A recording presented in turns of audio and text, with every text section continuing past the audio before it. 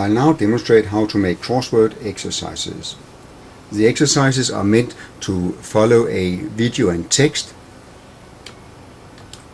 from Friendly Robotics called Robomo. So I have already stored that video and text in the directory called Exercises 1 on the C drive. And this is also where I will now store the new exercises. I click on the J cross potato to launch the program. The first step is to save it in the directory that I have made ready, the Exercises 1 directory. I'll call the file Cross1. And this is not the final file, but this is the data file that can be used for later on editing and changing the actual crossword. I also want from the beginning to ensure that I have the navigation set right in the program. So I go up to the bottoms where there is a set the configuration screen button, and there I want to have a look at the next exercise.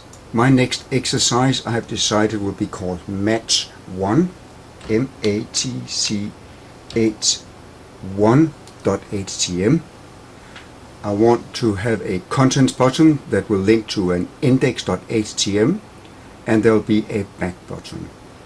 I will now click Save and OK.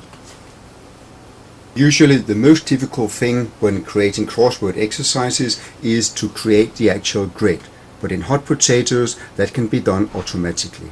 I have to click on the Make a Grid button there, and then I will enter the words that I want in the crossword. I start with writing automatically.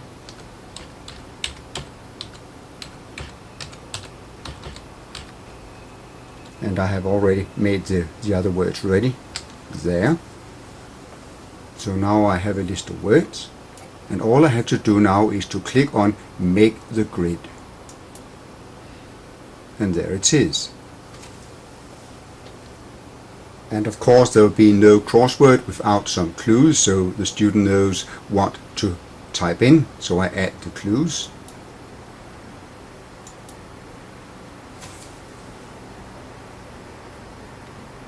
The first clue is for the word automatically, and I type in opposite of manually. Okay. The next clue is for the word safe. I here type in not dangerous and click OK. I just need to continue this process for all the words.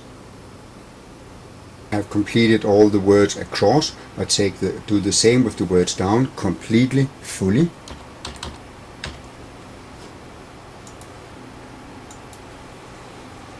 When I have completed all the descriptions, I click on the green OK button.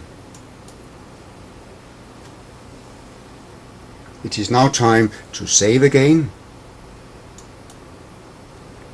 and I can see the result by clicking the web grid. I will call it Cross1, and it is HTML. It is an HTML file, and I can view it in my browser. I have to permit it to show it. Yes, and there it is.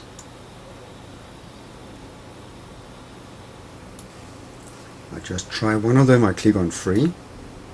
A patch of grass, a lawn. Enter. 6. Not dangerous. I can get a hint.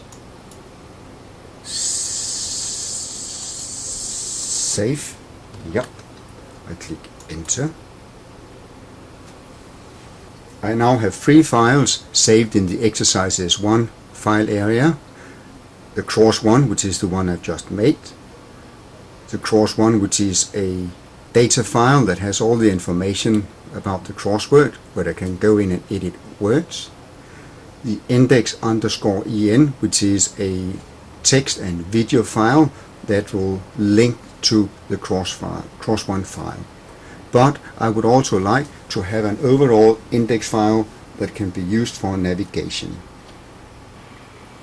A simple index page could be used for navigation. This one is made with front page. I need to save it first of all in the directory,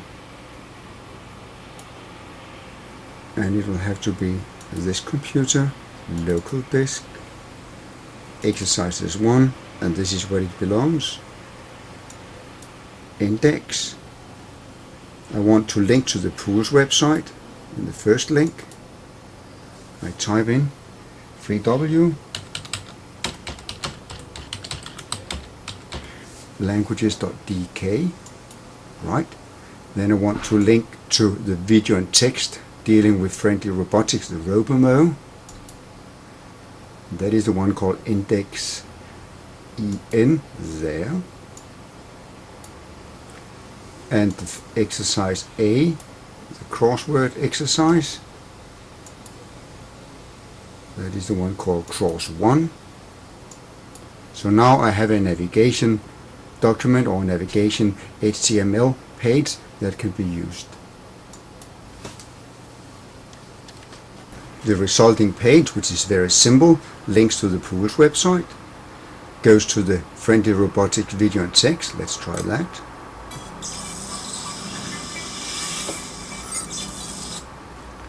If I go back, the crossword exercise that we just made, there it is.